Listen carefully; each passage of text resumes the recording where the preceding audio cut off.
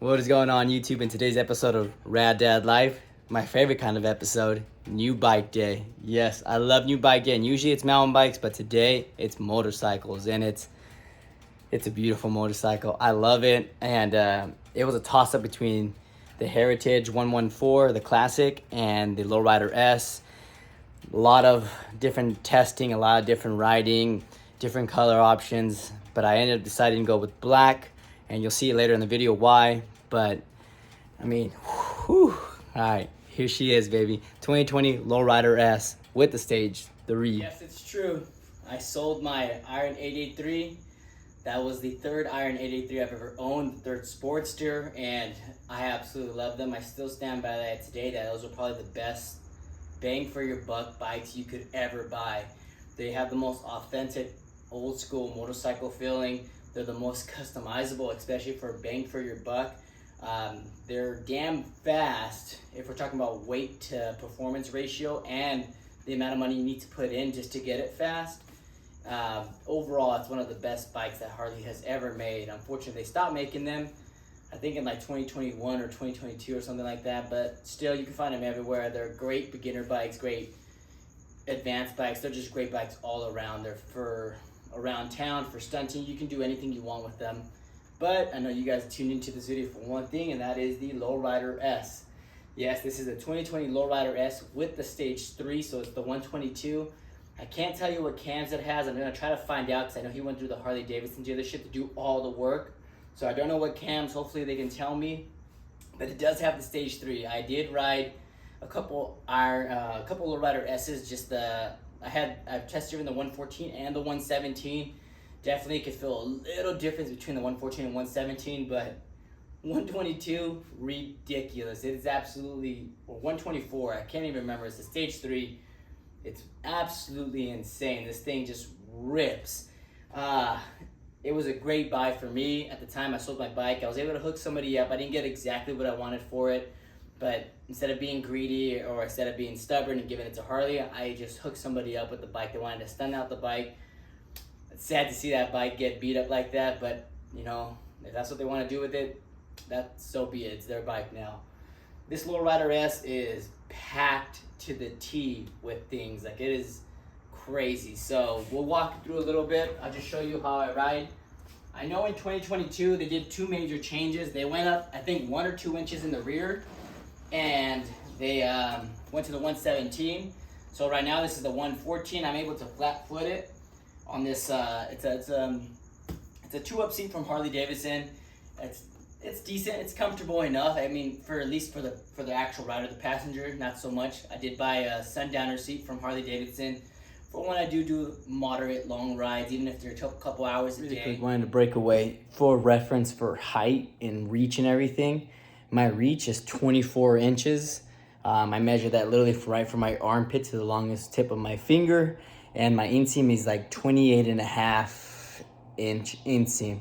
And you can see from the video that I am flat footing. I definitely don't have a 90-degree bend in my leg, but there's a little bit bend in my leg. I'm not straight legging it. So just for a reference point for all you guys, 9.5 inch risers with moto style bars, and 2020, which I know is a little bit shorter than the 2022 is not Lowrider S's, but I'm able to flat foot, have a good reach. Just for reference points for anybody else that's gonna buy a bike or buy a Lowrider S with the sit risers. Like, it was hard for me to go in and asking like, hey, these are my risers, and not knowing exactly how I would fit on the bike because I am on the shorter side.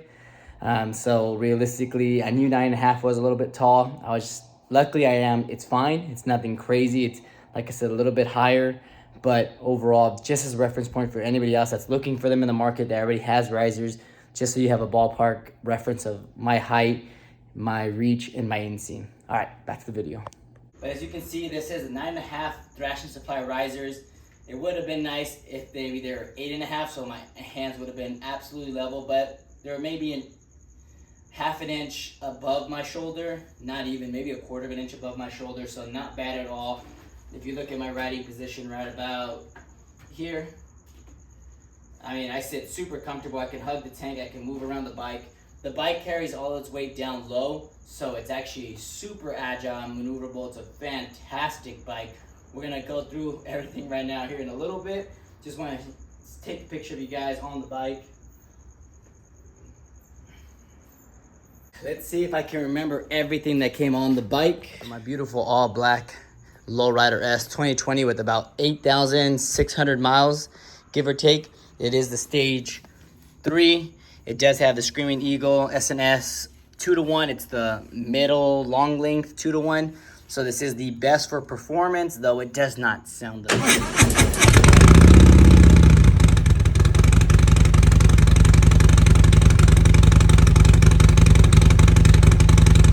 My TBR exhaust definitely sounded better. Had a lot more, I don't know, it just sounded better. I do know this is better for performance, but the guy who owned the bike originally, which I appreciate, he went through Harley Davidson for everything. He had all the paperwork he was able to show me. He did all his oil changes every 6 months. He did all his stage 3, bought everything from Harley, had Harley install everything. So that gives me that peace of mind.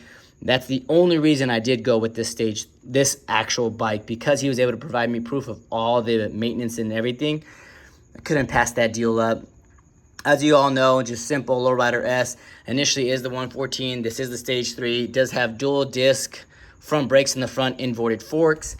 He has the Memphis Shields Road Warrior with the 11-inch screen. I can see clearly over it. I'm only 5'5". The only upgrades he didn't do, which is actually kind of shocking, he did all these crazy ass upgrades, but he didn't do the cheapest ones, I guess, which is cool for me. He didn't do any of the actual light by Custom Dynamics or anything, so it's just the OG lights, the halogen bulbs. That's an easy upgrade, definitely easy for me to install. The Vans Colt grips, I had these on my last bike. Super cheap, easy, very nice. Thrash and Supply, little riser bag. Perfect to carry the keys, wallet, anything I need in there, because you already know that I have my quad lock. I love the old school gauges. This to me was more appealing than the newer ones that come up here. I love having these, though I don't really ever look at them. Let's go. Oh, this big win for me. This is what I would have done regardless. So the fact that he went with the bigger size Viking bags, absolutely amazing. He already did the relocation, also went to a shop to do this. Edward Ritchie's sissy bar. Very, very nice sissy bar. I went with Viking bags on my last one, but I was actually looking into this one. If we go to this side, he has matching pegs, and I installed the brake lever on that side. And all the soft tails from 2018 have the little outlet to charge your bike. So there you go. This bike is literally everything I would have wanted to do to the bike. Sad I didn't get to do it myself, but for bang for your buck, it is always cheaper to buy somebody else's bike that did this, because you never really get your money back. So to have the fairing, exact style, exact company, Memphis shades, the 11-inch, which is perfect for my height, the Edward Richards sissy bar, perfect. I would have went with Viking bags if I had the choice, only because I like the option that it does fold down, so it doesn't always stay down. But as you can see with this bike, it actually kind of goes. It kind of goes with the curvature of the bike, so not bad at all. The Viking bags, I absolutely wanted to go with saddle bags on my next bike, and no matter what bike I was gonna get, I would have either installed them or bought them with saddle bags.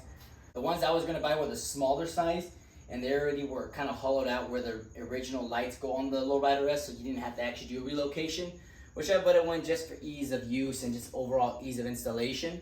So super stoked that he actually went with the bigger bags and relocated the turn signals. Also happy that it still has the turn signals, just because I feel like it's a little bit more visible than having everything integrated into the tail light. I mean, maybe I might go with mini floorboards, just because they really did show how comfortable they were when I test drove the Heritage Classic. But this bike is absolutely amazing. I did want to go with a less common color other than black. Like I wanted to go with the gray, or I was looking at a couple other colors, but overall, if I would have bought those bikes, they would have just been stock for the most part. So I would have had to buy all the components that I really wanted, which was mandatory fairing and mandatory saddlebags, which means I would have had to buy them and color match them. And that was, honestly, I didn't want to sit around forever to color match my stuff, to wait to pay for it. But at the same time, I could not afford to buy these big purchases for the bike and pay to get them color matched right away. So honestly, black was the best, at least for me, the best route to go, because everything is color matched with black. Overall, it's great. The seat is comfortable. I like it. I do miss my Saddleman seat just because it has the gripper, and with this bike, you need the gripper. Without the gripper, golly, thank God for this little step-up seat in the back, because this thing has power. It just wants to go. Like this one, this performance, I know it's Harley Davidson, the Screaming Eagle, so it doesn't have that rumble that I like TBR. It definitely has some rumble to it, but you gotta get higher in the RPMs to actually have that nice sound. If you're just cruising at a normal pace and 6 speed, it's actually pretty quiet of a bike. So I'm not a big fan of that. You know, us Harley guys love loud bikes, but I love the bike. This is my forever bike. I would love to buy a Sportster in the future if I can ever afford it, if I could ever fit it in a garage. I never wanted to let that Iron 83 go. I had fixed that thing up perfect for me. Beautiful. Oh, I love that. I'm gonna miss that bike so much. I still look through pictures of it, but I couldn't afford both at the time, and nor could I store both bikes. But this is it for me. I'll rebuild the engine if I have to, but this is the bike for me. It has everything I would ever want to do, except these little touches here and there. Like, I'm gonna switch out these levers, probably with better ones. I know there's some performance ones. I can't think of any names off the top of my head right now, but definitely changes out, especially the black ones.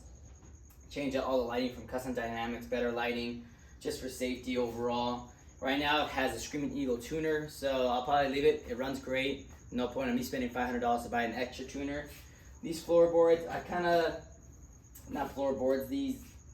they're bigger than the MX style. They're a little wider, but overall, with the power, not having those little spikes, my foot definitely does slip a little bit.